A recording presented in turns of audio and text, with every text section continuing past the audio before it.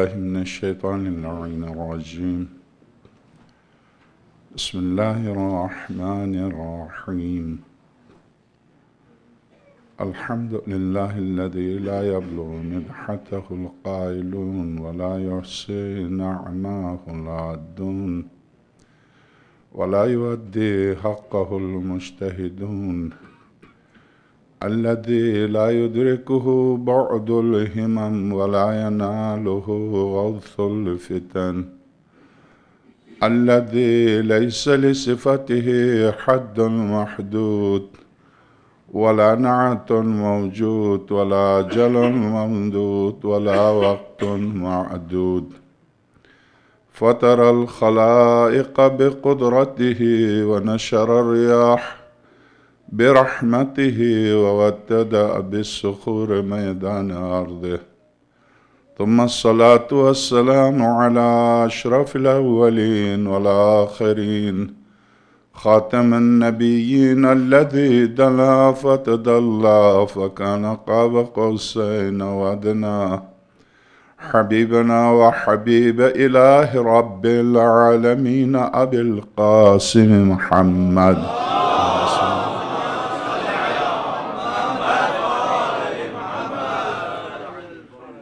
وعلى آله الأطيبين الأطهرين الغر الميامين المحجلين الذين أذهب الله عنهم الرجس وطهرهم تطهيرا.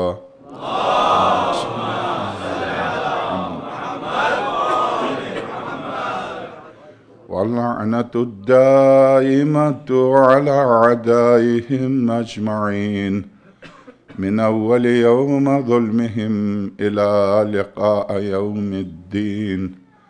وبعد، فقد قال الحكيم في محكم كتابه العظيم ومبرم خطابه الكريم، قوله الحق وهو أصدق القائلين. بسم الله الرحمن الرحيم. يا أيها الذين آمنوا كونوا مع الصادقين. صلوات.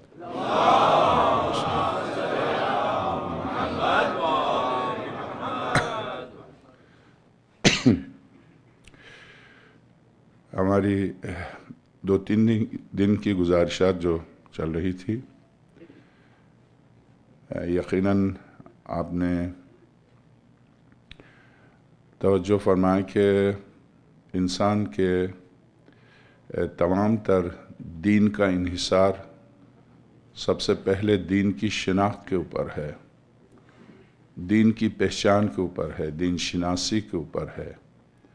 بغیر حقیقت شناسی کے دین کے نام سے، ایمان کے نام سے، اعتقاد کے نام سے جو بھی عمل انجام دے، اس کا اپنا ہوگا، خدا یا پیغمبر سے اس کا کوئی واسطہ نہیں ہوگا۔ اس بنا پر سب سے اہم ترین مسئلہ دین شناسی ہے۔ اسی سلسلے میں آپ دیکھ رہے ہیں کہ ایک مکتبہ اہل البیت کے آیت اللہ کی حد تک حضرت آیت اللہ سید شرف الدین موسوی، اور ایک مکتبہ اہل سنت کے آخری مقام، اس سے اوپر ان کے ہاں نہیں ہے، علامہ سلیم بشرا، جو کہ جامعہ الازہر کے عمید، وائس چانسلر، عربی میں اس کو عمید کہتے ہیں، عمید، اور وہی مرجع، وہی ماوا ہیں۔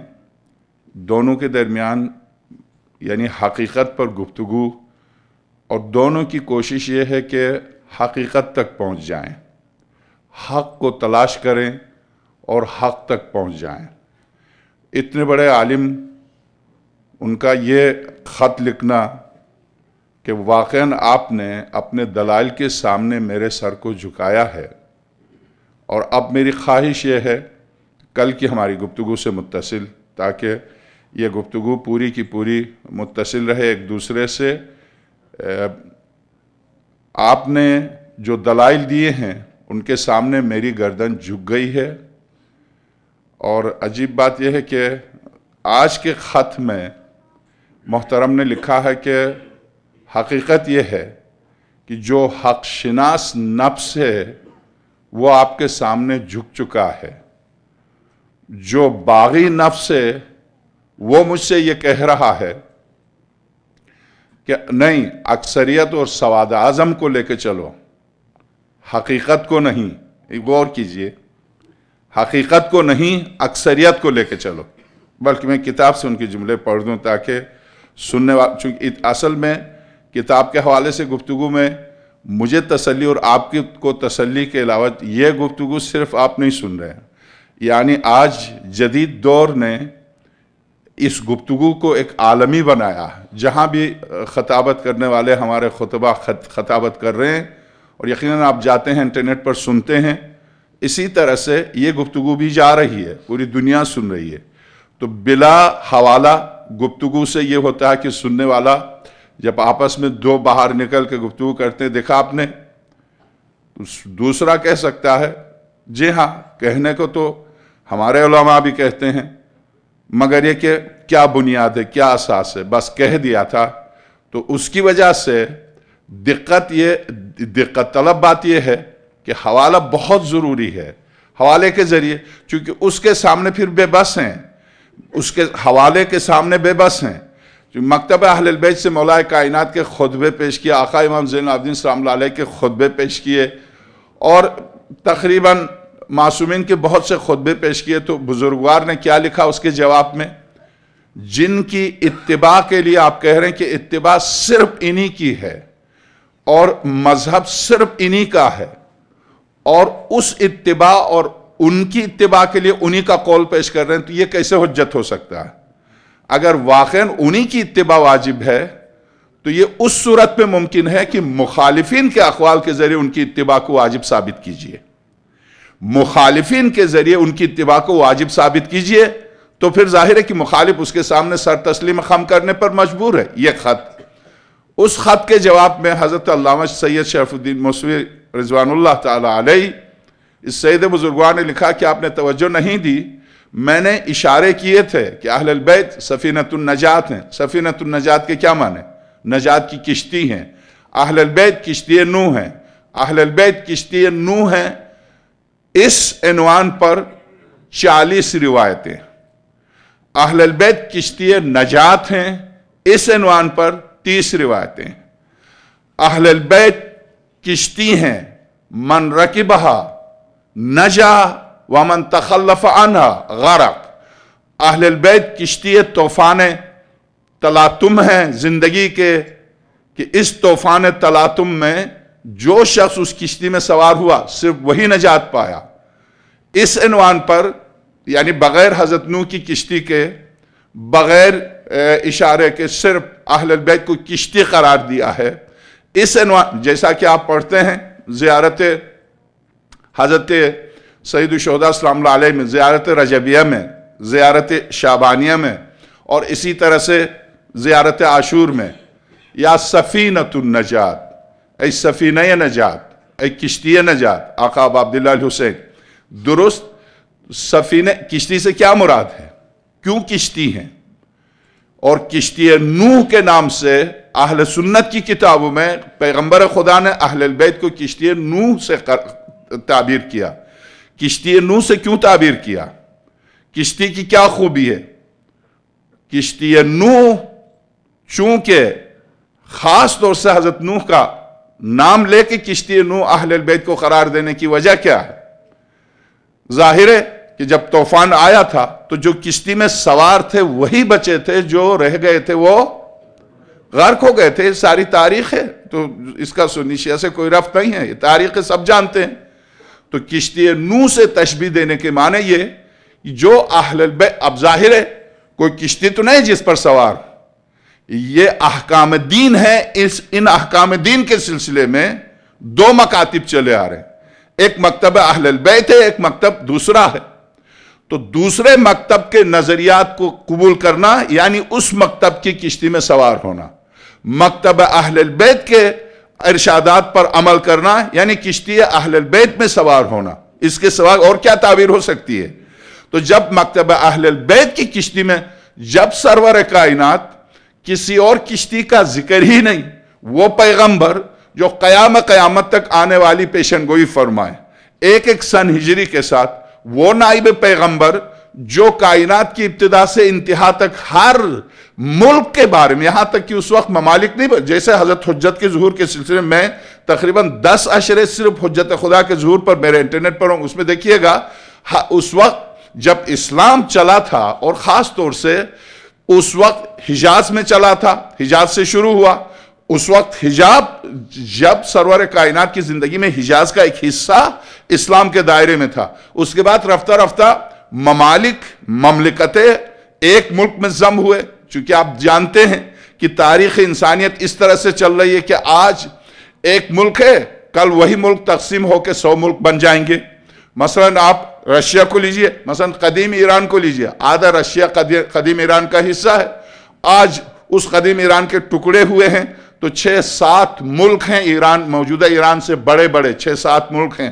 اسی طرح سے ہندوستان کو لیجئے، بہت بڑا تھا، مگر آج ہندوستان کو آپ سری لنکا اور بنگلہ دیش اور پاکستان اور اس طرح کے اطراف کے یہ جتنے ممالک بنے ہیں، تاریخ میں ان کا کوئی نام و نشان نہیں ہے۔ ہند کہلاتا، پورا خطۂ ہند، خطۂ روم، خطۂ ہند، اس طرح سے۔ مگر آج ایک ہندوستان کی کتنے ممالک ہیں؟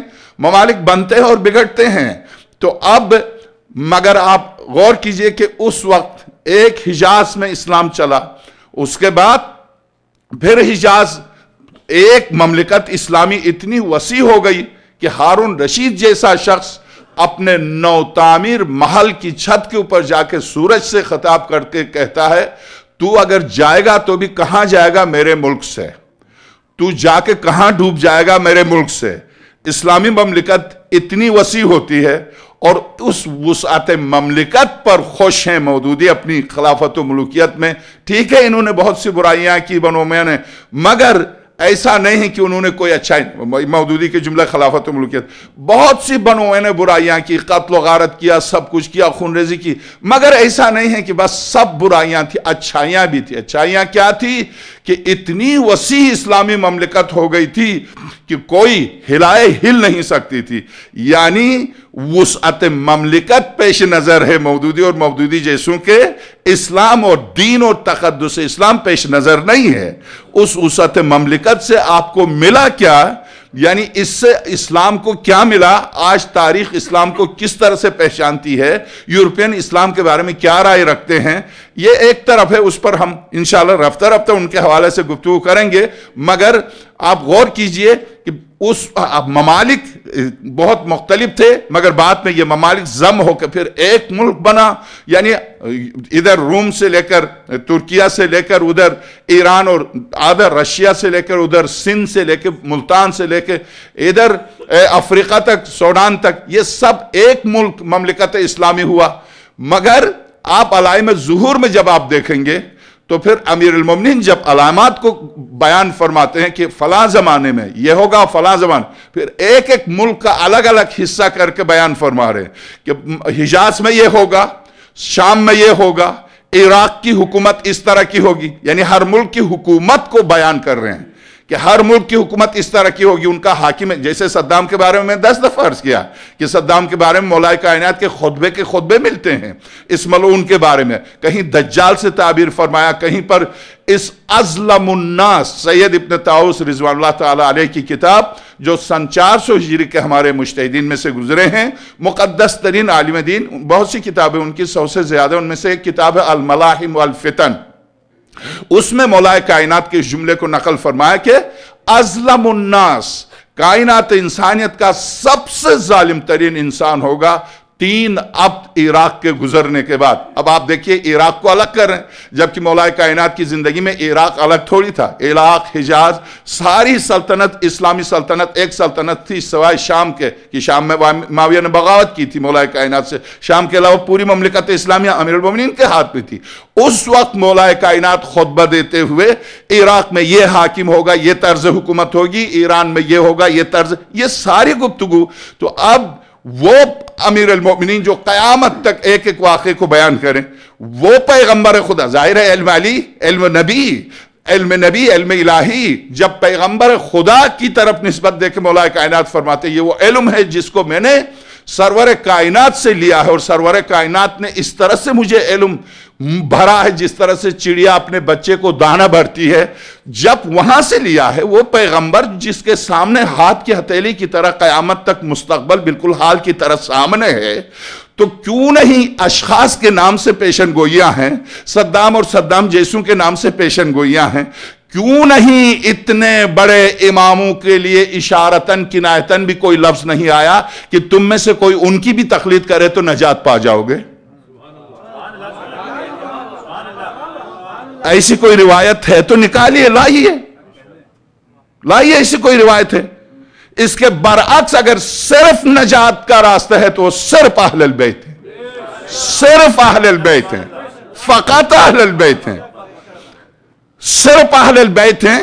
اس بات پر چونکہ اہل البیت پیغمبر سے جدا نہیں، اہل البیت الگ پیغمبر الگ ہوتے، دو چیزیں ہوتی تو مباہلے میں معصوم بچوں کو لے جانے کی ضرورت نہیں تھی، ایک خاتون کو جن کو بولنا بھی نہیں ہے لے جانے کی ضرورت نہیں تھی، چونکہ یہ سب مل کے رسالت مکمل ہو رہی تھی، اس لیے ایک تکمیل رسالت کی خاطر لے کے گئے تھے،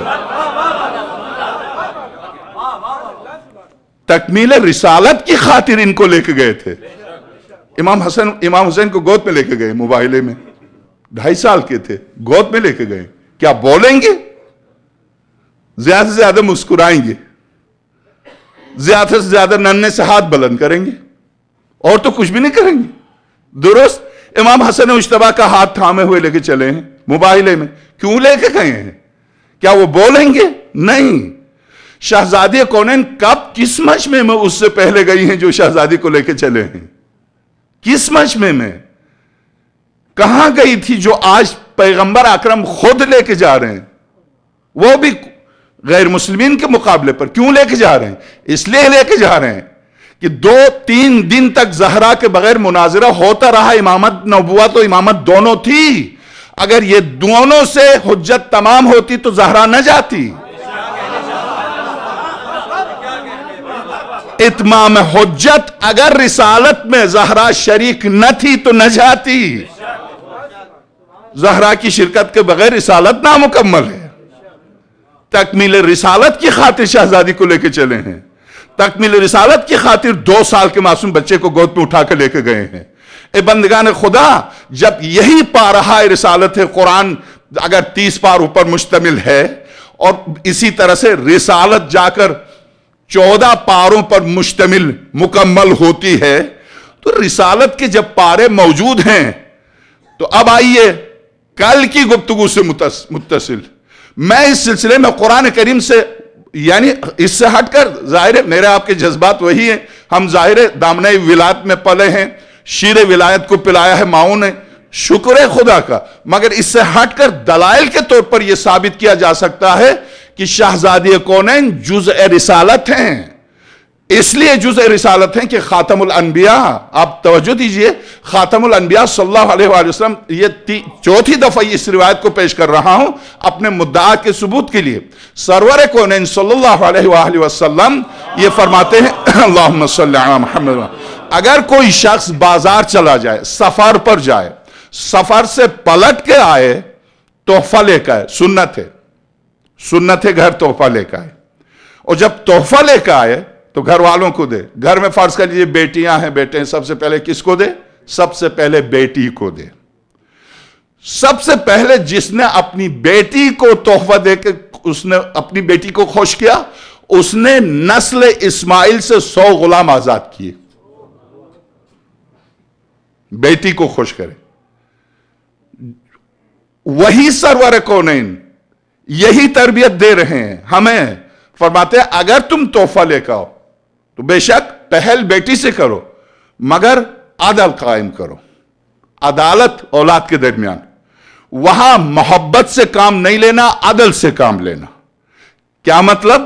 بعض اوقات بچی زیادہ محبوب ہوتی ہے بچے کی نسبت، اس لیے کہ آپ آقا ابو عبداللہ حسین کے واقعات میں دیکھیے، یہ 3 سال کی بچی کو کیوں حضرت امام حسین فرماتے تھے مجھے وہ گھر پسند ہے جہاں میری بیٹی سکینہ ہو؟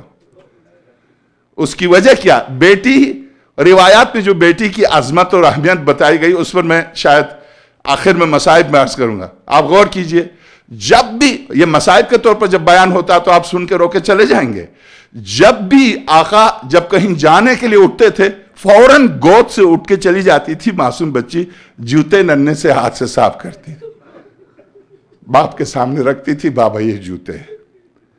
بیٹی چونکہ یہ بذات خود ظاہر ہے، دوسری بیٹی ہے حضرت فاطمہ صغرا، بیٹے ہیں آقا امام زین العابدین، آقا علی اکبر، آقا علی اصغر، مگر کیوں آقا فرماتے ہیں مجھے وہ گھر پسند ہے جہاں میری سکینہ ہو؟ محبت اس میں ہم آپ اس میں بے بس ہیں، مگر اظہار محبت میں ہم بے بس نہیں ہیں۔ اس میں یہ قید لگائی ہے کہ ٹھیک ہے کوئی بچی بہت زیادہ اپنے حرکات، اپنے افعال سے، اپنے کردار سے، کوئی بچہ ہو سکتا ہے کہ آپ کے دل کو اپنی طرف زیادہ کھینچے، دل کھینچ جائے اس کی طرف۔ ایک بچہ مثلا بہت تیز ہے، ذہین ہے، اسکول سے بہت اچھی طرح یاد کر کے پڑھ کے آتا ہے، اسکول سے نیک نامی لے کے آتا۔ دوسرا بچہ مثلا فرض کے لیے ذہنی طور پر ذرا اس کی نسبت تھوڑا سا پیچھے ہے۔ اب ظاہر ہے کہ جو ذہین ہے وہ پسند تو ہے، مگر مقام قضاوت میں عدل سے کام لے، عدل سے کام لے۔ شرط یہ لگائی سرور کونین نے کہ تم نے اگر ایک بچے کو بوسہ دیا تو تم چاہو نہ چاہو دوسرے کو ضرور بوسہ دو، اس لیے کہ یہ عدل کا تقاضا ہے۔ محبت کے تقاضے کے مطابق تو آپ نے اس کو بوسہ دیا جس کو آپ چاہ رہے تھے، مگر عدل کا تقاضا آپ پر زور دے رہا کہ نہیں دوسرے کو بھی بوسہ دو۔ اس لیے اب فلسفہ دیکھیے، اسلامی فلسفہ، دوسرے کو جب بوسہ نہیں دیں گے تو وہیں سے اس کے ذہن میں بغاوت شروع ہوگی کہ ابو انہیں کو چاہتے ہیں، مجھے نہیں چاہتے۔ اور اس بغاوت کا بانی باپ کو نہیں بننا چاہیے، ماں کو نہیں بننا چاہیے۔ اگر بنا تو بعد میں پھر گلہ نہ کرے کہ یہ بیٹا میرا ساتھ نہیں دیتا، آپ نے کب ساتھ دیا جو وہ دے گا۔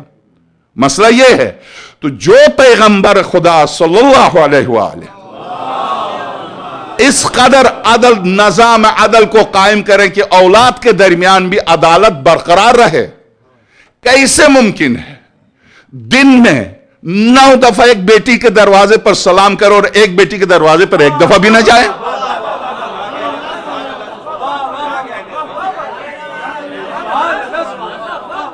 کیسے ممکن ہے سارا ترکہ ایک بیٹی کو دے دوسری بیٹی کا نام ہی نہیں؟ کیسے ممکن ہے؟ اور یہ قرآن کے خلاف، نعوذ باللہ۔ ترکے کے بارے میں تو قرآن کی ساری آیات ہیں۔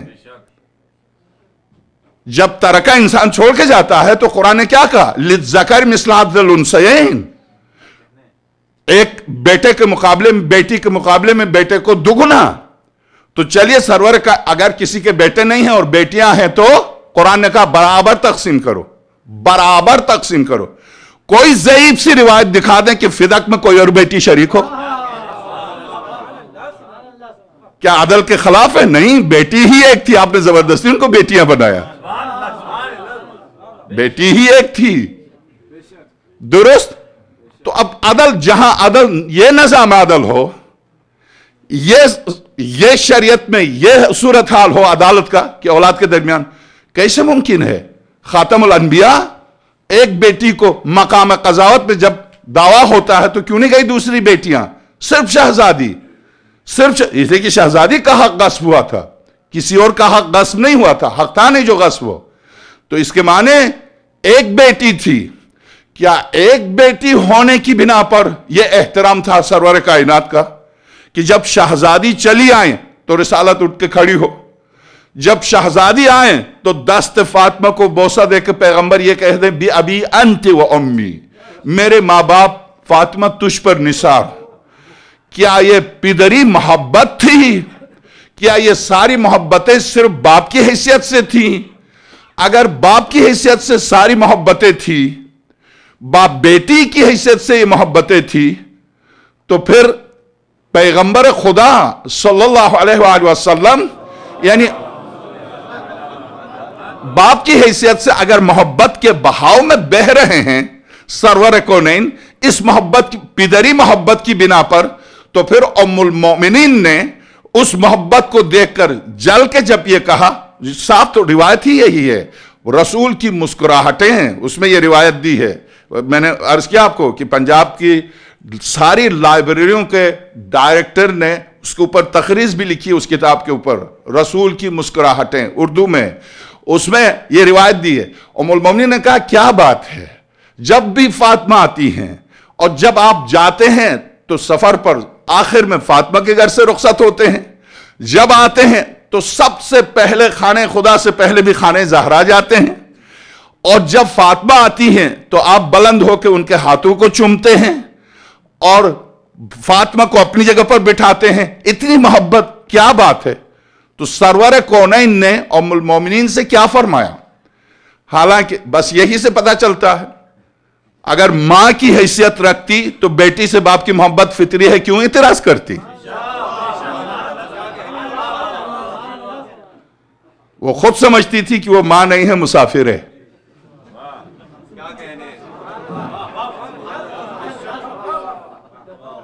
ہاں، اسی لیے سرور کائنات نے ایک دفعہ فرمایا، کیا اسی رسول کی مسکراہٹوں میں لکھا، ایک دفعہ فرمایا کیا بہتر نہیں کہ تو مر جا اور میں تیری جنازے کی نماز پڑھ لوں؟ تو ام المومنین نے کہا ہاں یہی تو چاہتے ہیں آپ، میں مر جاؤں اور میری جگہ پر پھر دوسری عورت کو لے کے آئیں۔ تو کیا تیرے مرے بغیر نہیں لے کے آئیں گے؟ ویسے بھی 13 بیویاں ہیں، تو کیا رکاوٹ بنی ہوئی ہے؟ خدا نے جن کو اجازت دی ہو تو رکاوٹ بنے گی؟ خیر، بہرحال تو اب آپ غور کیجئے کہ صرف 13 بیویوں میں ایک بیوی ہے جس کے بارے میں پیغمبر خدا جس کی موت چاہتے ہیں۔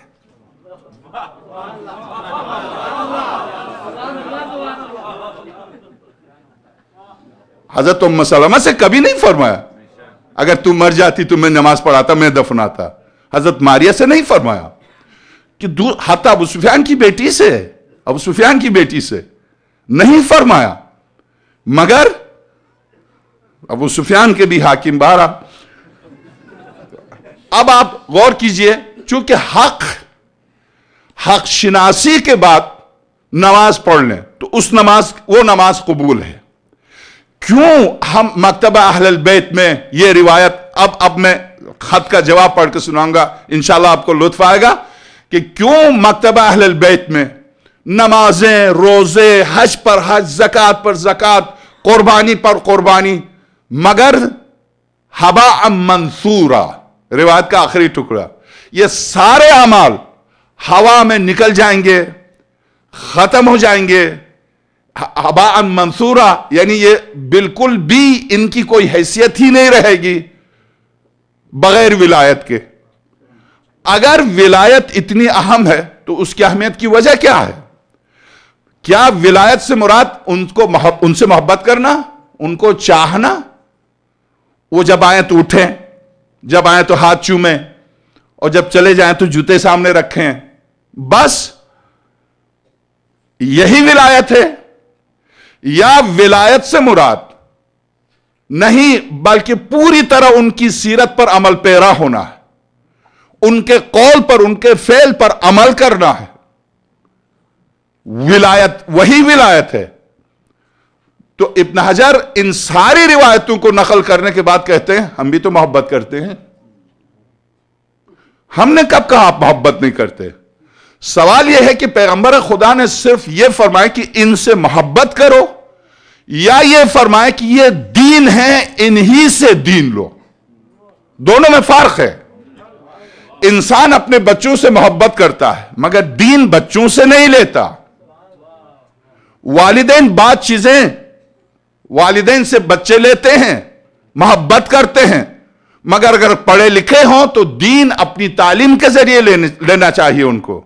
مسئلہ دین کا ہے، یہاں مسئلہ محبت کا نہیں ہے، مسئلہ صرف ایسے ہی محبت کا نہیں، مسئلہ دین کا ہے۔ اور دین کے سلسلے میں اب آپ ایک صلوات بھیجیے گا۔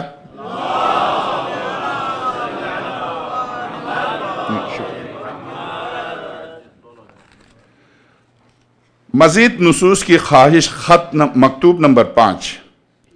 آپ میری تھکن کا خیال نہ کیجئے، مزید تشریف فرمائیں، خوبی قسمت سے آپ سے استفادہ کا موقع ملا ہے۔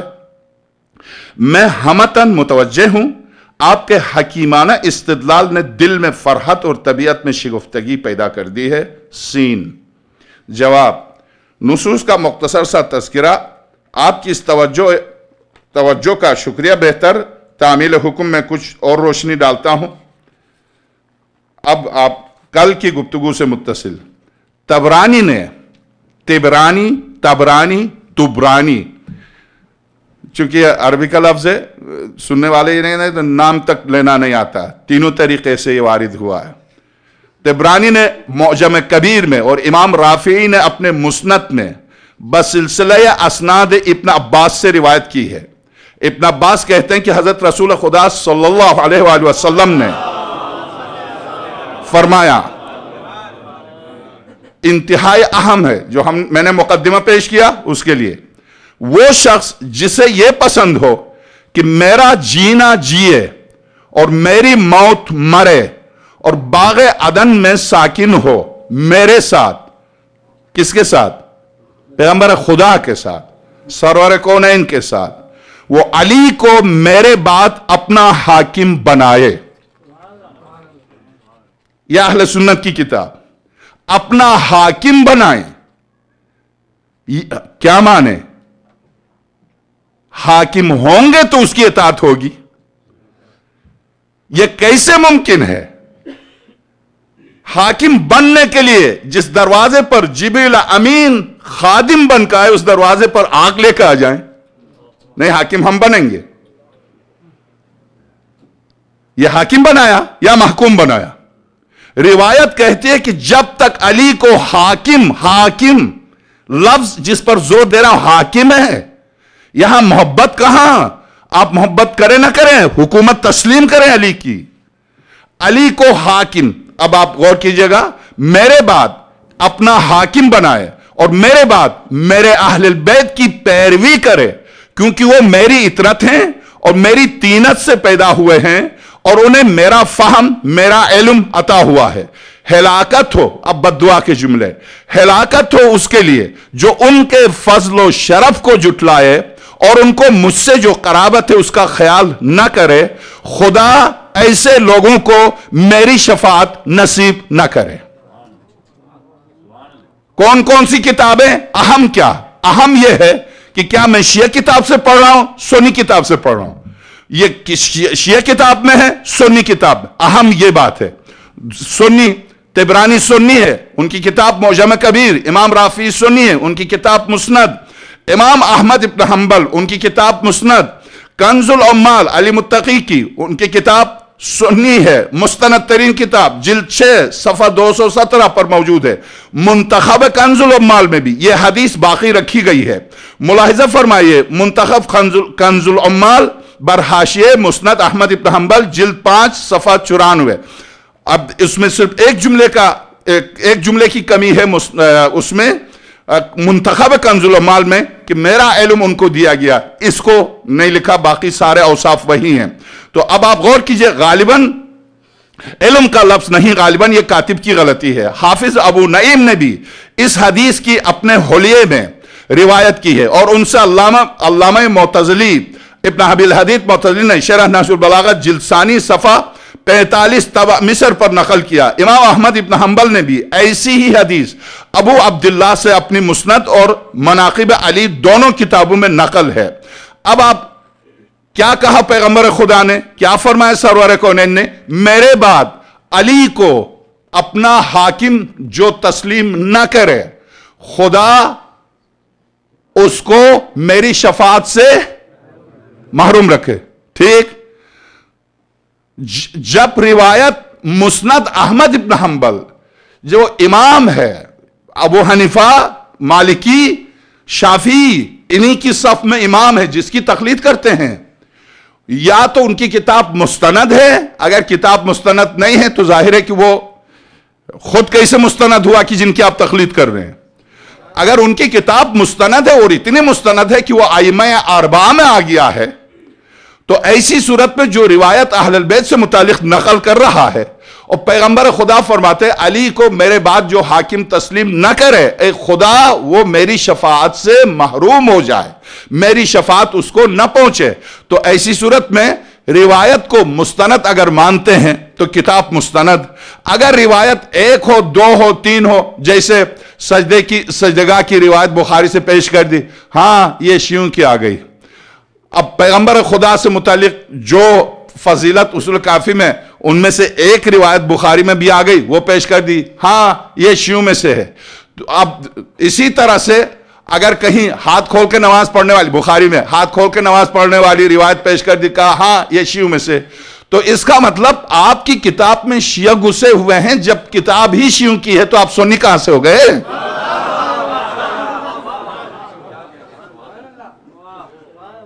تو آپ یہ دیکھ لیجئے گا کہ علی کو حاکم مانیں، علی کو میرے بات اپنا حاکم بنائیں، اور میرے بات میرے اہل بیت کی پیروی کرے، کیونکہ وہ میری اطرت ہیں، میری طینت سے، میری خلقت سے خلق ہوئے. بس. اچھا، یہ میں اسی عنوان پر تمام صرف 6 صحاح سے 6 روایتیں پیش کروں.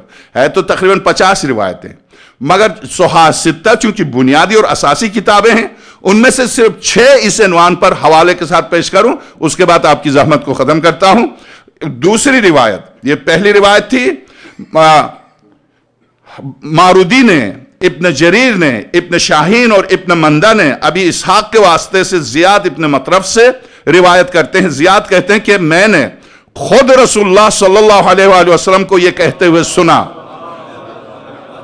میں نے خود سنا سرور کونین کو ارشاد فرماتے ہوئے، جو شخص یہ چاہتا ہو کہ میرا جینا جیے اور میری موت مرے اور اس جنت میں داخل ہو جس کا وعدہ مجھ سے میرے پروردگار نے کیا ہے، یعنی جنت خلد، وہ علی کو اور علی کے بعد ان کی اولاد کو اپنا حاکم بنائے، کیونکہ وہ ہرگز ہدایت کے دروازے سے تمہیں باہر کرنے والے نہیں اور نہ گمراہی کے دروازے میں پہنچانے والے ہیں. حوالہ کنز العمال جلد 6 صفحہ 155، منتخب کنز العمال برحاشیہ مسند احمد ابن حنبل جلد 5 صفحہ 132. علامہ ابن حجر عسقلانی نے بھی مختصراً اس حدیث کو اپنی کتاب اصابہ میں، الاصابہ فی تمیز الصحابہ میں زیاد کے حالات میں لکھا ہے. اس کے بعد لکھتے ہیں کہ اس حدیث کے سلسلہ روات میں یحییٰ ابن یعلی محاربی ہے اور یہ ضعیف ہے. ایک راوی اس روایت میں ضعیف ہے، اس لیے ہم اس روایت کو مستند قرار نہیں دے سکتے. جواب، صرف ایک شخص نے ایک راوی کو، اس روایت کے 10 راوی ہیں، ان میں سے ایک راوی کو ضعیف قرار دیا. اس کا جواب لکھا ہے کہ اس کے بعد لکھتے ہیں کہ اس حدیث کے سلسلے روات میں یحییٰ ابن یعلی محاربی ہے اور ضعیف ہے. میں کہتا ہوں، یعنی شرف الدین موسوی فرما رہے ہیں، میں کہتا ہوں کہ امام بخاری نے صحیح بخاری میں غزوہ حدیبیہ کے تذکرے میں ان سے حدیثیں روایت کی ہیں. امام مسلم نے کتاب الحدود میں ان سے روایت کی ہے. علامہ ذہبی نے ان کا ثقہ ہونا، موثق ہونا، مستند ہونا صاف طور سے لکھا ہے. یہ محاربی مستند راوی ہے جن سے مسلم اور بخاری دونوں نے حدیثیں لی ہیں. اور جب امام ذہبی جیسے شخص نے اسے ثقہ قرار دیا ہے تو اور بخاری نے اسے ثقہ قرار دیا ہے، مسلم نے اسے ثقہ قرار دیا ہے، انہوں نے روایت لی ہے، اور ابن حجر عسقلانی آ کے کہہ دے کہ ان میں سے یہ ضعیف ہے، اور خاص طور سے جس راوی کو ضعیف کہا اسی راوی کو بخاری وغیرہ نے قوی کہا. تو اب یہ بتائیے کہ اس کو مانیں، اس کو ضعیف کہیں، یا ان سب کو مان کے اس کو قوی کہیں؟ ظاہر ہے ایک کے مقابلے میں اگر 10 ہیں تو 10 کی بات مانی جائے گی. تو ایسی صورت میں ان کا یہ کہنا ہے کہ یہ راوی ضعیف ہے، بالکل اس کی کوئی حقیقت و حیثیت نہیں ہے. ضعیف ہے تو کیوں بخاری نے روایتیں لی؟ ضعیف ہے تو کیوں مسلم نے روایتیں لی؟ ضعیف ہے تو کیوں مسند احمد ابن حنبل میں ان کی طرف سے روایتیں نقل کی گئی؟ سارے ائمہ، سارے محدثین، سارے امام جتنے بھی روایت نقل کرنے والے ان سے روایت، بلکہ ذہبی نے تو راوی روات کی زندگی جو لکھی ہے اس میں ان کے بارے میں صاف طور سے لکھا کہ وہ ثقہ ہے، یعنی جن پر بھروسہ ہے، جن پر پوری طرح بھروسہ کیا جا سکتا.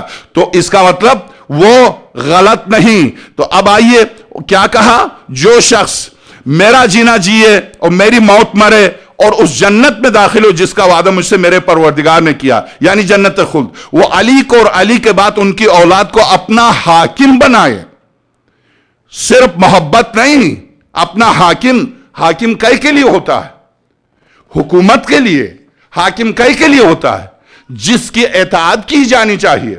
اگر رعایا حاکم کی اطاعت نہ کریں تو حاکم کی کوئی حیثیت نہیں رہتی ہے.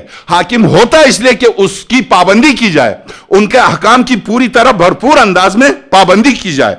حاکم اپنا حاکم بنائے, کیونکہ وہ ہرگز ہدایت کے دروازے سے تمہیں باہر کرنے والے نہیں اور نہ گمراہی کے دروازے میں پہنچانے والے ہیں.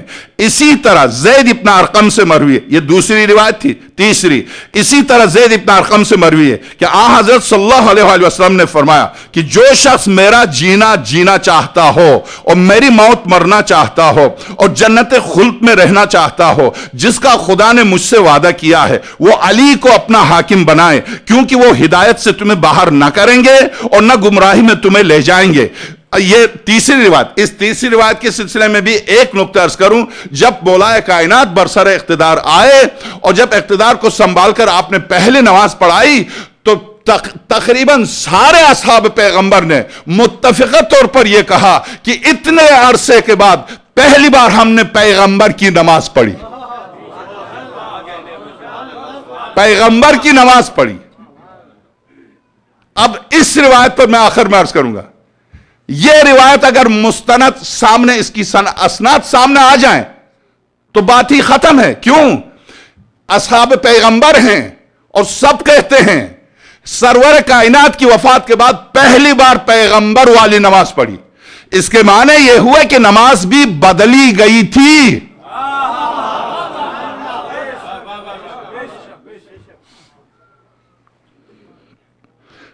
چوتھی روایت, جو شخص میرا جینا چاہتا ہو, میری موت مرنا چاہتا ہو اور جنت خلد میں رہنا چاہتا ہو, جس کا خدا نے مجھ سے وعدہ کیا وہ علی کو اپنا حاکم بنائے, کیونکہ وہ ہدایت سے تمہیں باہر نہ کریں گے اور نہ گمراہی میں تمہیں لے جائیں گے.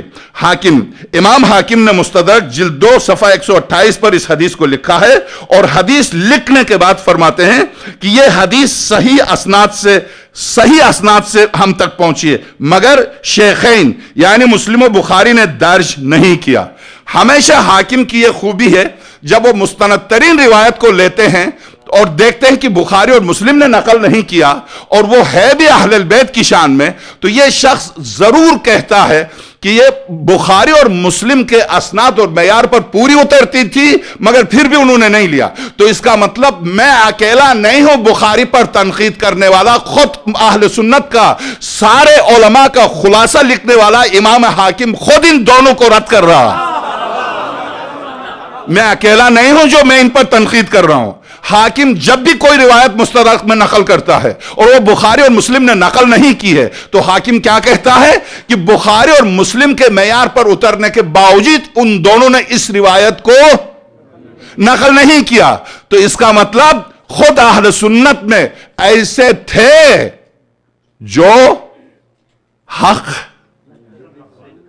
بولتے تھے. امام نسائی کو دیکھیے, میں نے عرض کیا کہ پہلا شہید ہے اہل سنت کے مکتب سے ولایت علی پر. پہلا بہت ائمہ میں سے ہے, وہ اہل سنت کے ائمہ میں سے امام نسائی. امام علی بن ابی طالب جو ان کی کتاب ہے مولا کائنات پر, اسی کتاب کی بنا پر وہ بیچارے شہید ہوئے. خیر بیچارے تو نہیں ہیں, اس لیے کہ شہادت ایک درجہ ہے, وہ ملتا ہی ولایت کی بنیاد پر. تو بہرحال اب پانچویں روایت آپ یہ روایت اور 6 میں نے آپ سے وعدہ کیا 6 روایتیں, بس یہ 5ویں روایت ہے. جناب عمار یاسر سے مروی ہے کہ آن حضرت سرور کائنات صلی اللہ علیہ وسلم نے فرمایا, میں ہر اس شخص کو جو مجھ پر ایمان لایا اور میری تصدیق کی, جملوں پر توجہ دیجیے گا, میں ہر اس شخص کو جو مجھ پر ایمان لایا اور میری تصدیق کی وصیت کرتا ہوں. اس وصیت کی لفظ پر کل ہم پوری تفصیل سے گفتگو کریں گے, پوری تفصیل سے, کہ وصیت ایک فریضہ ہے نماز کی طرح, روزے کی طرح. اس پر تفصیل سے کل ہم گفتگو کریں گے.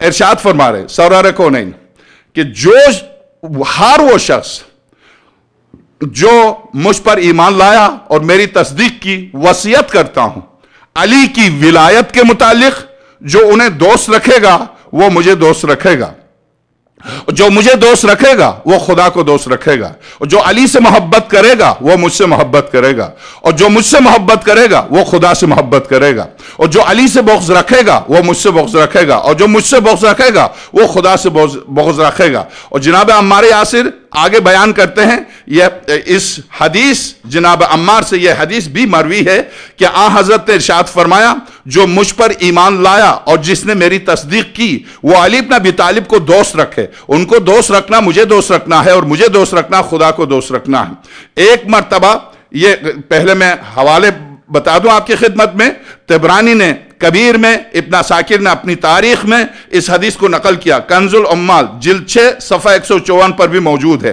طبرانی نے اس حدیث کو کبیر میں درج کیا ہے، کنز العمال جلد 6 صفحہ 155 پر بھی موجود ہے، منتخب کنز العمال میں بھی موجود ہے۔ تو اب ایک مرتبہ سرور کائنات نے خطبہ ارشاد فرمایا، بس اس پر ہم انشاءاللہ ختم کر دیں گے۔ خطبہ ارشاد فرمایا جس میں کہا، اے لوگو، فضل و شرف و منزلت و ولایت خدا کے رسول کی ذریت کے لیے ہے۔ توجہ دیجئے گا، اے لوگو، فضل و شرف و منزلت و ولایت خدا کے رسول کی ذریت کے لیے ہے، لہذا تم لوگ باطل میں نہ پڑ جانا، تم لوگ باطل میں نہ پڑ جانا۔ یہ روایت، اب آپ توجہ دیجئے گا، فضل بھی اولاد رسول میں، شرف بھی اولاد رسول میں، اور صاف طور سے سرور کائنات کا فضل و شرف و منزلت و ولایت صرف اولاد رسول میں۔ تم ان کے مقابلے میں کہیں گمراہ نہ ہونا، کسی اور کے پیچھے نہ پڑ جانا۔ یہ روایتیں آن حضرت نے یہ بھی ارشاد فرمایا کہ میری امت کے ہادی ہر دور میں،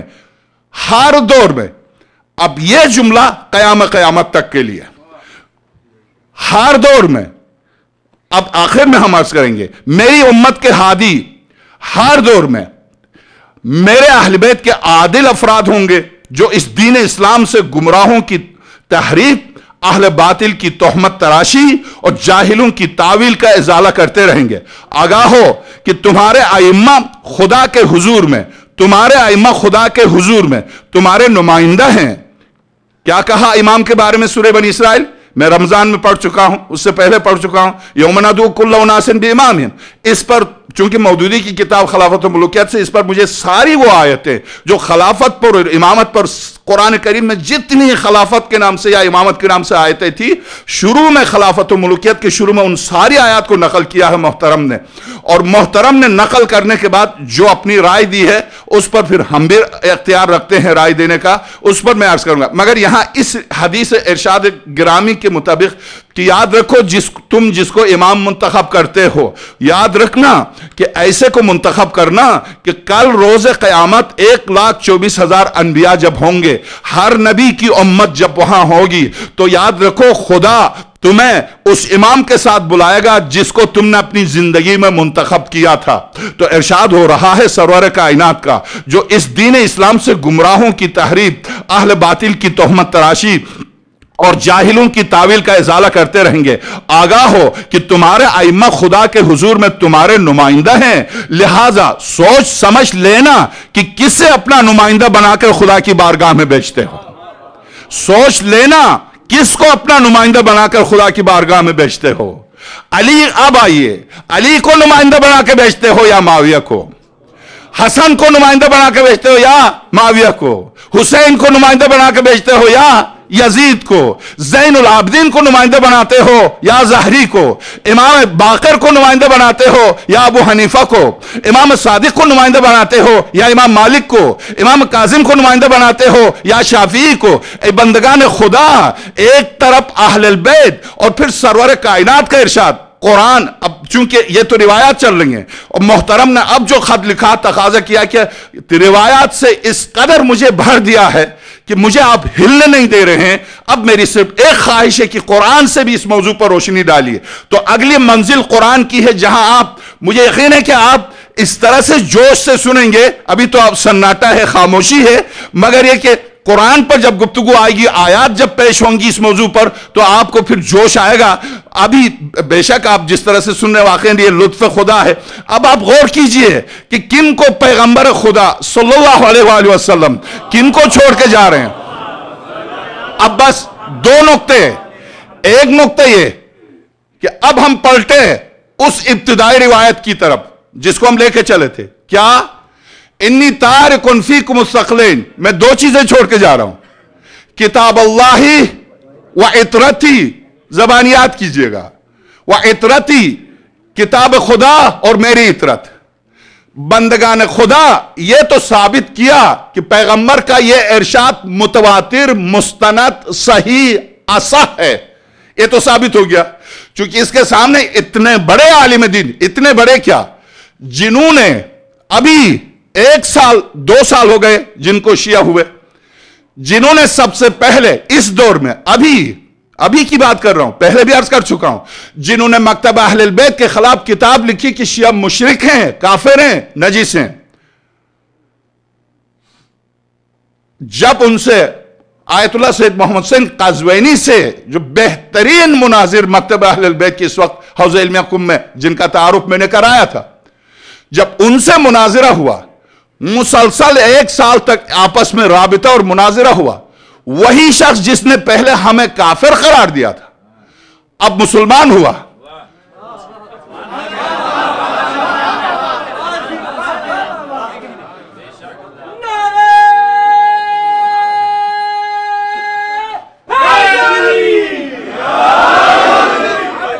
میں نے پہلے بھی عرض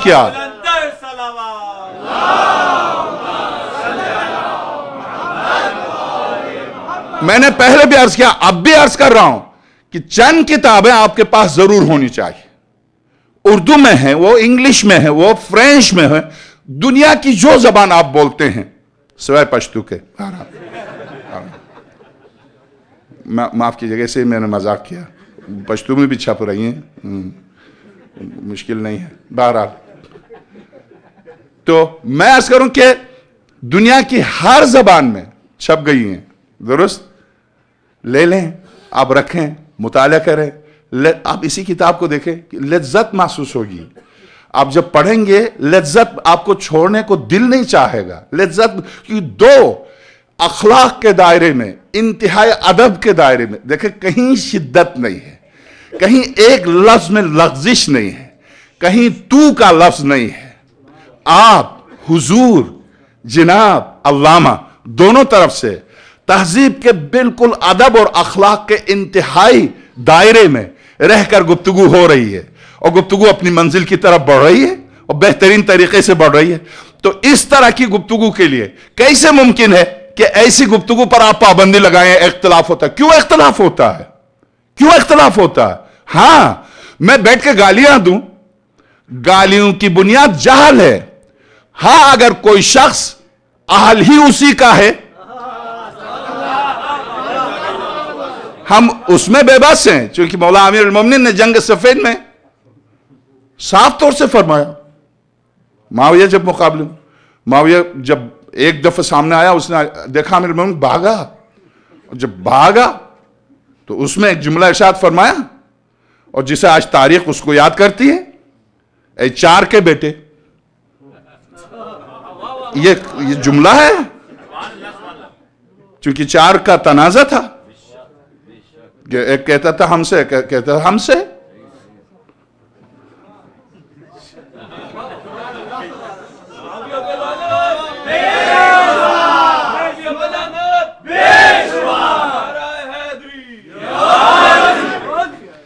ظاہر ہے کہ علی کے مقابلے پر آنے والا ہے، صحیح ہو بھی کیسے سکتا ہے. تو اب آپ دیکھ لیجئے کہ مکتبہ پیغمبر اکرم نے کیا فرمایا، انی تارکن فیکم الثقلین، میں دو چیزیں چھوڑ کے جا رہا ہوں، کتاب اللہ، ایک کتاب خدا، وعطرتی، دوسری میری عطرت.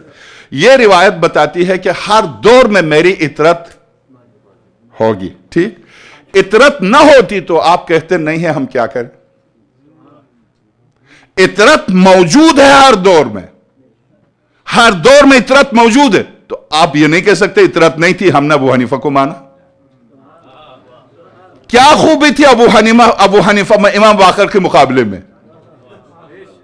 کیا خوبی تھی جو آپ نے امام باقر سلام اللہ، باقر العلوم، خود ابن حجر مکی نے امام پنجم کے اس لقب کی تشریح کی ہے کہ باقر اسے کہتے ہیں جو پوشیدہ علوم کے راز کو نکال کے بیان کرے. ابن حجر مکی نے امام پنجم کے بارے میں صواعق محرقہ میں، تو وہ جو علوم کے غوامض کو، وہ جس کا لقب توریت و زبور میں باقر تھا، وہ جو سارے انبیاء کے علوم کو نکال کے بیان کرے، اس کے مقابلے میں وہ شخص جس سے جب پوچھا گیا کہ وہ کون سا کلمہ ہے جس کا پہلا جز کفر دوسرا جز اسلام ہے، پھر اسلام میں کوئی ہو ہی نہیں سکتا ایسا کلمہ کہ جس کا پہلا جز کفر دوسرا اسلام ہو. جس کو کلمہ تک نہیں پتا وہ امام ہو گیا. ظاہر ہے لا، جب تک لا الہ کہہ کے رک جائیں گے کفر ہے، کوئی معبود نہیں. جب تک الا اللہ نہیں کہیں گے مومن ہو ہی نہیں سکتے. اس کے معنی یہ ہوئے کہ باطل کی نفی کے بغیر حق کی شناسائی ہو ہی نہیں سکتی.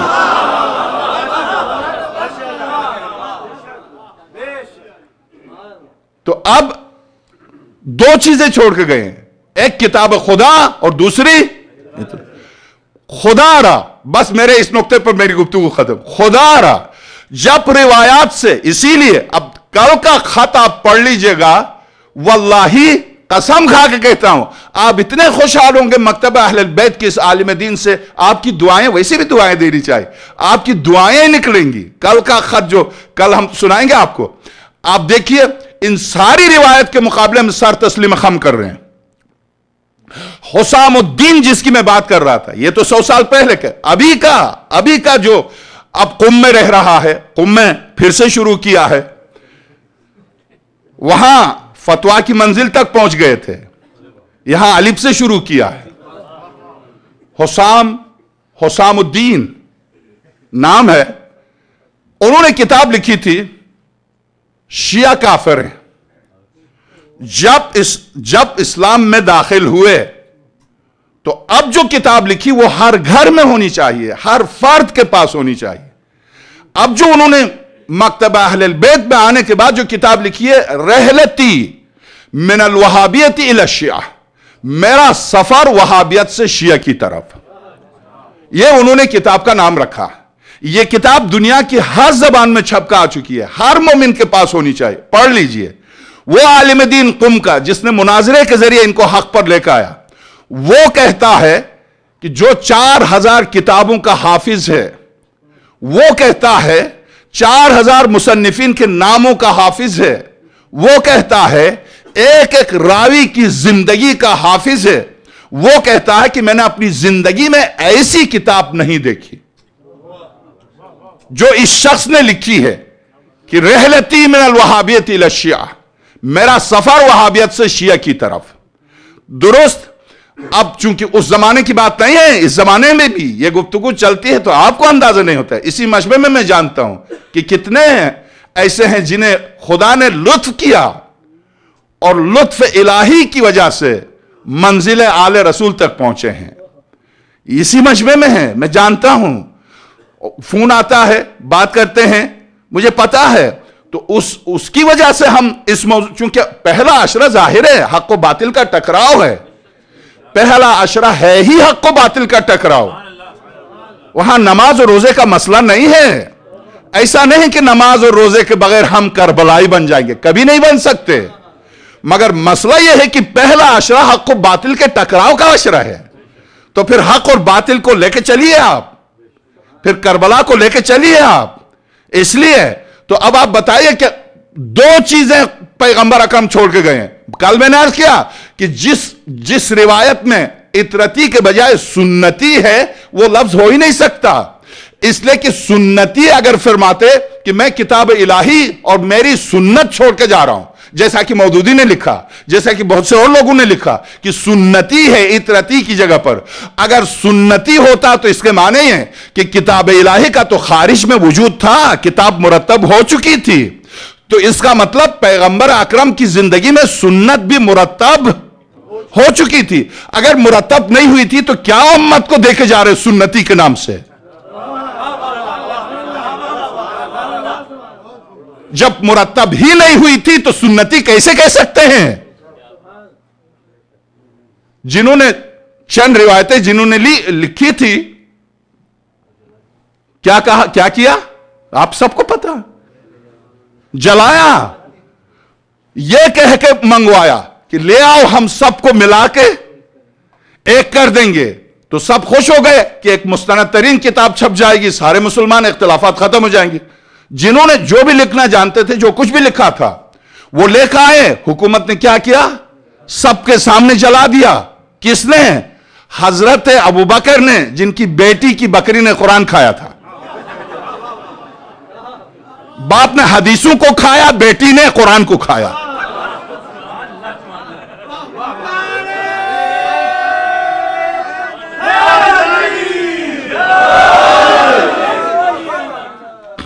جلایا، تاریخ ہے یہ۔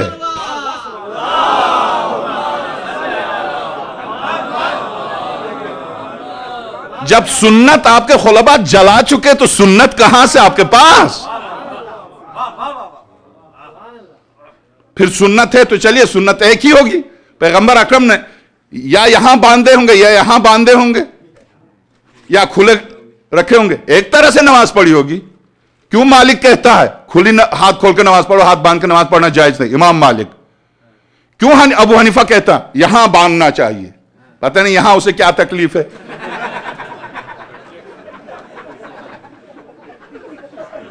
کیوں احمد ابن حنبل کہتا نہیں یہاں باندھنا چاہیے، یوں اس کو سینے میں تکلیف ہے؟ بہرحال میں عرض کروں کہ کہاں سنتی، کیسے سنتی؟ سنتی اس صورت میں ممکن ہے جب سنت مرتب ہو قرآن کی طرح۔ جب آپ جانتے ہیں سنت مرتب ہی نہیں ہوئی تھی تو سنتی کیسے کہہ سکتے ہیں؟ اطرت موجود ہے قرآن کی طرح۔ تو اب بس آخری نقطہ، قرآن کی جگہ پر کوئی اور کتاب لے کر آئیے، دین صحیح کر دیجئے۔ جب قرآن کی جگہ پر کوئی اور کتاب نہیں آ سکتی تو اہل البیت کی جگہ پر کوئی اور کیسے آ سکتا ہے؟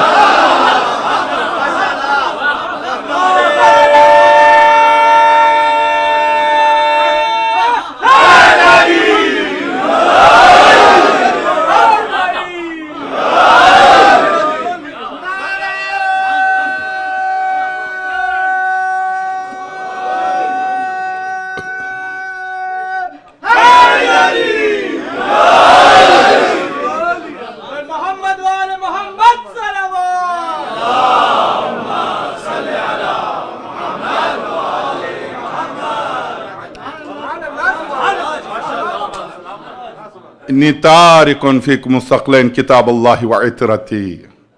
دو چیزیں چھوڑ کے جا رہا ہوں، ایک کتاب خدا اور دوسری میری عطرت۔ قرآن کو بھی نیزے پر اٹھایا تھا، قرآن کو بھی نیزے پر اٹھایا تھا، عطرت کو بھی رلایا اور قرآن کو بھی نیک نیزے پر بلند کیا، قرآن کو بھی عطرت کو بھی رلایا۔ آج جیسے مرثیہ ہوتا ہے ویسے مصائب، ایک ایسی شہزادی یا زہرا، کیوں آپ کے گھر کے ساتھ ایسا ہوا؟ شہزادی آپ کے دروازے پر آگ لگنے کے بعد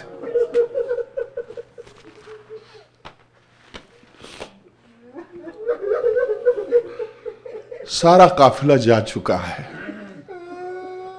بابا جا چکے ہیں، ماں جا چکی ہے، بھائی جا چکے ہیں، بہنیں جا چکی ہیں، ایک اکیلی بیمار ہیں جو مدینے میں رہتے۔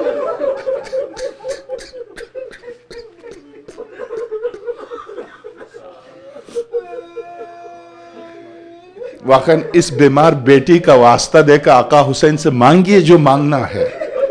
حسین، سکینہ بے شک مسافر تھی مگر آپ کی گود میں تھی کربلا تک، مگر فاطمہ صغرا رات کو نصف شب کو حضرت ام البنین اور حضرت ام سلمہ اس معصوم بچی کو سلاتے تھے۔ 7 سال معصوم بچی کو کہاں سونا؟ خواب میں اٹھ کر رو کر کہتی تھی میرا علی اصغر کہاں؟ جب قافلہ چل رہا تھا تو بھی معصومہ نے کہتا بابا میں سواری نہیں مانگوں گی، میں ہاتھ میں عصا لیے ہوئے پیدل چلوں گی بابا۔ बेटी तुम बीमार हो, इस तरह से तुम नहीं चल सकती, रास्ता सख्त है बाबा। नन्हे से हाथ जोड़ती है मासूमा, बाबा मुझे लेके जाइए। जब तय हुआ कि बेटी नहीं तुम नहीं चल सकोगी, तुम इतनी बीमार हो, सवारी पर भी नहीं संभल सकोगी। बाबा फिर मेरी एक ख्वाहिश है। हाँ बेटी क्या? अली असगर को मेरे पास छोड़ दे। बेटी मेरी जान दूध पीता है। बाबा मैं मदीने की गलियों से लेकर दूध लेकर आऊंगी, मैं दूध लेकर आऊंगी अपने भैया के लिए, मैं दूध लेकर आऊंगी, पिलाऊंगी। गोद में लिया मासूम को। जब काफिला चलने के लिए आमादा हुआ तो आका हुसैन आगे बढ़े। अब बस चलना था, सवारी सवार, काफिला तैयार। अब मुंतजिर हैं हजरत फातिमा सगरा के, नन्हे से बच्चे को सीने से लगा के, ए मेरे भाई मैं आपको जाने नहीं दूंगी। एक मर्तबा मासूम बच्चा भी लिपटा हुआ बहन से, आका हुसैन ने हाथ आगे बढ़ा दिए। उसके बाद मासूम बच्चे के कान में पता नहीं इमामत ने क्या फरमाया, और चूंकि गोद इमामत का परवरदा है, अगरचे 6 महीने का सही, मगर जैसे ही आका हुसैन के जुमले सुने तो मुस्कुराता हुआ हजरत की तरफ हाथ बढ़ाए। जब हजरत ने ले लिया तो हजरत फातिमा सगरा ने हसरत भरी निगाह से हजरत अली असगर को देखा, फरमाया बाबा आप किसी को मेरे पास नहीं छोड़े बाबा, मैं अकेली रह जाऊंगी बाबा। नहीं मेरे लाल, तुम अकेली नहीं रहोगी, मैं जब करबला पहुंचूंगा यही आपके भाई अली अकबर आएंगे आपको लेने के लिए, आपको ले आएंगे। आपको कैसे मैं तन्हा छोड़ सकता हूं मेरी लाल, मैं आपको तन्हा छोड़ के मैं कैसे जी सकता हूं, मैं आपको बुला लूंगा। अब जब बच्ची को समझाया, मगर जब काफिला चला तो काफिले के पीछे पीछे हाथ में आसा लिए हुए, और शहजादियों ने जब पलट के देखा बीमार बच्ची चली आ रही है, तो मैं उस माँ से कहता हूं जरा सोचे कि 7 साल की बच्ची को जब छोड़ के मुसाफिरत पर चली जाए और बच्ची बीमार हो और वो पीछे पीछे हाथ में आसा लिए हुए चली आ रही हो, तो माँ का दिल और बाप का दिल, मगर हजरत उम्मुल बनीन ने और हजरत उम्म सलमा ने मासूम बच्ची को संभाला, पलट के ले आए। तो अब लिखते हैं नफसुल महमूम में शेख अब्बास खुमी, बस साहिबान औलाद न हो तो भी एक इंसान की हैसियत से आप गौर कीजिएगा। यह मासूम बच्ची जब पलट कर आई, अब काफिला चला, शाम हो गई। अब जब शाम हो गई तो घर के दरवाजे पर आके दरवाजा खोल के देख रही है। हजरत उम्म सलमा पूछती है बेटे क्या देख रहे हो? कहती है शायद मेरे बाबा पलट आ जाए, शायद मेरे भाई पलट आए। जब रात हो गई तो हजरत उम्मुल बनीन ने मासूम बच्ची को लेकर आई, बिस्तर पर सुलाया, और जब बिस्तर पर सोई तो सोना क्या था बीमार बच्ची को। एक दफा निसुब शब को उठा, देखा कि हजरत उम्म सलमा और हजरत उम्मुल बनीन सो रही हैं, तो निकली, दरवाजे पर आई, दरवाजे पर सर रख के आवाज दी रास्ते की तरफ, काफिले की तरफ, बाबा मैं मर जाऊंगी बाबा, मैं अकेली मर जाऊंगी बाबा। अजीजों तारीख में लिखा है कि यह शहजादी करबला से लेके शाम से वापस काफिले का मदीना पहुंचने तक शहजादी सोती नहीं थी। यही शहजादी थी जो हाथ में असा लिए हुए आती थी रास्ते में आई, देखा वो रास्ता जो तकसीम होता था मक्का, मदीना और कोफे की तरफ, वहां बैठ गई एक मुसाफिर को देखते हुए कि शायद यहां से कोई मुसाफिर कोफे की तरफ गुजरे। तो शहजादी एक खत लेकर आई, इत्तेफाक से एक मुसाफिर आया, कांपती हुई हाथ में ऐसा लिए हुए नन्ही सी बच्ची खड़ी हो गई। वो मुसाफिर देख के, एक बच्ची को देख के कांपने लगा, उतरा, कहा क्या बात है मासूमा, क्या बात है? तो शहजादी ने फरमाया ए शख्स तू कहां का रहने वाला? मैं कोफे के रहने वाला। अब तू कहां जा रहा? मैं कोफा जा रहा। ए शख्स मेरी एक दरखास्त है, अगर मेरी दरखास्त पूरी हो मैं दुआएं दूंगी तुम्हारे लिए और तुम्हारे बच्चों के लिए। ये बता दो आप कौन है? मैं हुसैन की बेटी फातिमा सुगरा हूं। ए शख्स मेरी एक ख्वाहिश है, ख्वाहिश इतनी सी है कि ये मेरा खत है, मेरे बाबा कोफा गए हैं, अगर ये खत ले जाके मेरे बाबा को दे दे तो खत, मगर मेरे अजीजों खत خط آیا تو صحیح مگر کب آیا؟ جس خط میں جو یہ لکھا تھا، بابا آپ نے مجھ سے وعدہ کیا تھا، بابا آپ سکینہ کو گود میں بٹھا کے مجھے بھول گئے بابا۔ خط اس وقت پہنچا آقا کے پاس جب صرف آقا رہ گئے تھے، بس اس وقت جب پہنچا۔ اور یہ مسافر جب خیمگاہ کے قریب آیا، اس نے دیکھا خیمے اور میدان میں ایک مسافر تنہا، اور حضرت فضہ باہر نکلی، دیکھا کوئی مسافر آیا ہے۔ حضرت فضہ نے پوچھا تو کون ہے، کہاں سے آ رہا؟ تو اس نے کہا میں مدینے سے آیا ہوں۔ جیسے ہی کہا مدینے سے آیا ہوں تو کیا تیرے پاس کوئی پیغام ہے؟ اس نے کہا جی ہاں میرے پاس کوئی پیغام ہے۔ کس نے بھیجا ہے؟ ایک معصوم بچی نے بھیجا ہے، میں گزر رہا تھا راستے میں رو رہی تھی، اس نے ہاتھ جوڑ کے دیا ہے، میں نے اس بچی سے وعدہ کیا تھا میں لے کے آیا ہوں۔ تو وہ فاطمہ صغرا اس کا نام تھا۔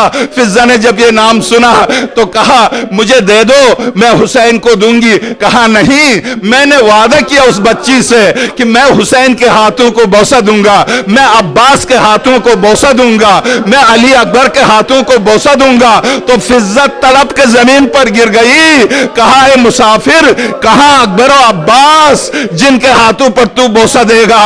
حسین وہ سامنے۔ جب آقا نے دیکھا کوئی خیمے کے دروازے پر آیا ہے، پلٹ کے آئے، اور جب پلٹ کے آئے اس مسافر کے ہاتھ سے خط لیا، اور جب خط لیا یہاں تک پہنچے کہ بابا آپ سکینہ کو گود میں بٹھا کے مجھے بھول گئے بابا، میں رات بھر دروازے پر آپ کا انتظار کرتی ہوں بابا۔ جب یہ جملہ پڑھا تو مدینے کا رخ کر کے کہا السلام علیکم یا بنت یا نورین ماتم حسین۔